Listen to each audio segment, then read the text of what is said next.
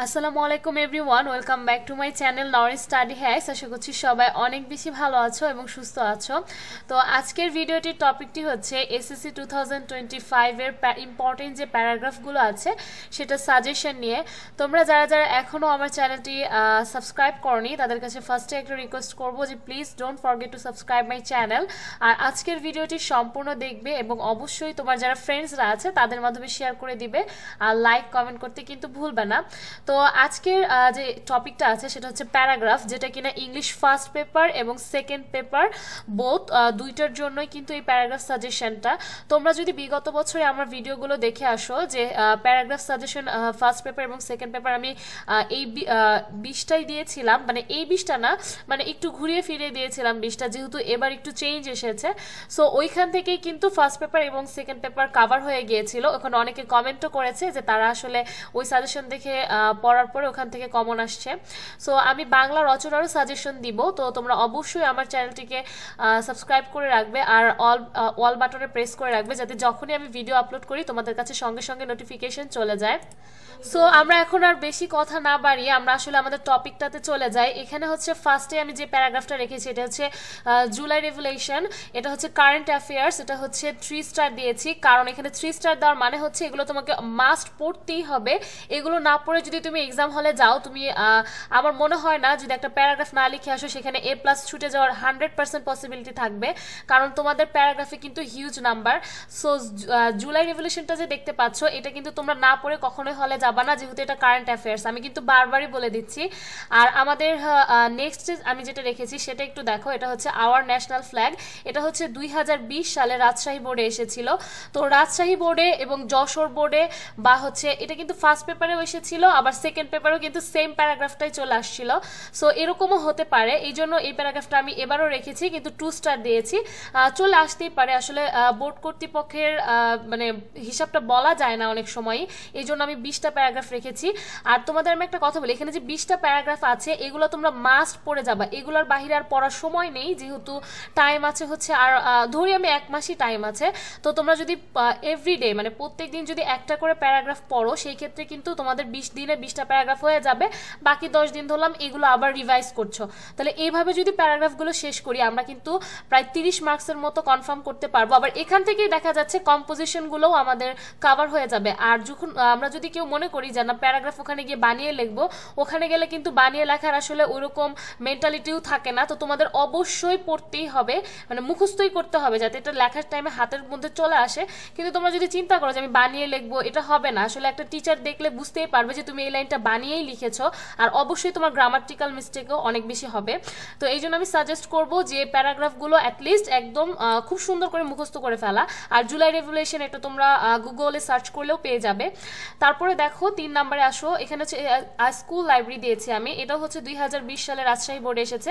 আর এটা হচ্ছে 3 স্টার, কারণ আমাদের হচ্ছে শিক্ষা রিলেটেড যে কোনো জিনিসের সবসময় বেশি কমন আসে, সব বোর্ডেই বলা যেতে পারে। আর এটা যে শুধু রাজশাহী বোর্ডে এসেছে এরকমটা না, আমি কিন্তু এখানে একটা বোর্ড উল্লেখ করেছি, এখানে কিন্তু তোমাদের অসংখ্য এগুলো কিন্তু অসংখ্য বোর্ডেও এসেছে, কিন্তু আমি একটা করে বোর্ড উল্লেখ করেছি। আর এই ভিডিওটা দেখার সময় তোমাদেরকে আরেকটা কথা বলবো, সময় কিন্তু আসলেই আর বেশি নেই। তো তোমরা যারা মনে করছো যে এখনো সময় আছে প্যারাগ্রাফ পড়ার মতো, প্যারাগ্রাফ কিন্তু তুমি কখনোই দেখে লিখতে পারবে না, এটা কিন্তু তোমাকে নিজে নিজেই লিখতে হবে। সো যেই জিনিসগুলো তুমি মনে করতেছো যে দেখে লেখা যাবে, আমি সেই সব স্টুডেন্টের কথা বলছি যাদের মেন্টালিটি এরকম যে আমি হচ্ছে দেখে লিখতে পারবো বা এগুলো আমার কোনো ব্যাপার না, হ্যাঁ আমি ওখানে যে বানিয়ে লিখতে পারবো, তাদের জন্য বলছি এটা কখনোই সম্ভব না যে তুমি ওখানে যে বানিয়ে লিখবা বা তুমি দেখে লিখবা প্যারাগ্রাফ, ওখানে টিচার থাকবে, গার্ড থাকবে।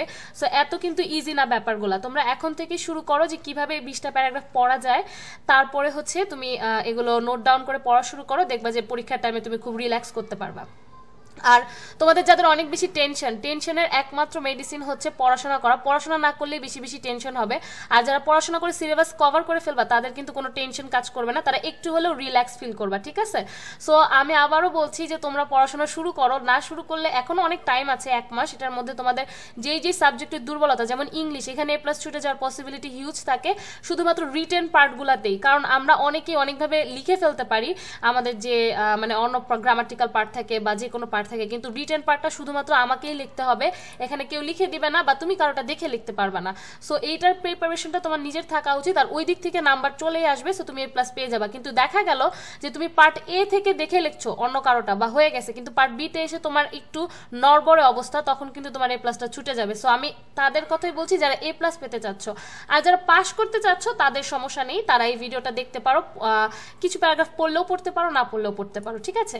সো এখানে দেখতে পাচ্ছ 4 নম্বরে হচ্ছে এই রেইনি ডে, এটা 2017 সালে সিলেট বোর্ডে এসেছিল, এটা 2 স্টার, এটা পড়তে পারো কারণ এখন তো আমাদের আস্তে আস্তে বৃষ্টির দিন আসবে, এই জন্য এটা আমি রেখেছি। তারপর স্ট্রিট অ্যাক্সিডেন্ট, এটা খুবই ইম্পর্টেন্ট একটা প্যারাগ্রাফ, এটা হচ্ছে 2016 সালে বরিশাল বোর্ডে এসেছিল, এটা আমি 3 স্টার দিয়েছি, আর এটা আসার পসিবিলিটিও আছে, তার কারণ আমাদের বাংলাদেশে প্রচুর পরিমাণে রোড অ্যাক্সিডেন্ট হচ্ছে, এই জন্য আর কি এটা ইম্পর্টেন্ট। তো এবার চলে যাই আমরা নাম্বার 6-এ, এটা হচ্ছে টি স্টল, এটা হচ্ছে 2018 সালে কুমিল্লা বোর্ডে এসেছে। সো এটা একটা 1 স্টার দিয়ে আমি রেখেছি, এটা লেস ইম্পর্টেন্ট, বাট এটা আমি লেস ইম্পর্টেন্ট অনেক কিছু অনেক সময় বোর্ডে চলে আসে, এই জন্য এটা রাখা। তারপরে অনেকে হয়তো বলবা যে আপু আপনি তো হচ্ছে টি স্টল দিয়েছিলেন না, এটা চলে আসছে। তারপরে দেখো এটা হচ্ছে 7 নাম্বার, 7-এ হচ্ছে ভিলেজ ফেয়ার, এটা হচ্ছে 2019 সালে দিনাজপুর বোর্ডে এসেছে, এটা হচ্ছে 1 স্টার। ভিলেজ ফেয়ার অনেক সময় চলে আসে, এই জন্য আমি এটা রেখেছি। তারপরে ফার্মার, এটা 2020 সালে ময়মনসিংহ বোর্ডে এসেছিল, এবং আমি আবারও বলে দিচ্ছি এটা যে শুধু একটা বোর্ডে এসেছিল ব্যাপারটা এমন না, এখানে আমি জাস্ট একটা করে বোর্ড মেনশন করেছি, এটা কিন্তু 2 স্টার ফার্মার। হ্যাঁ, তারপরে এগুলোও কিন্তু 1 স্টার আমি দিয়েছি।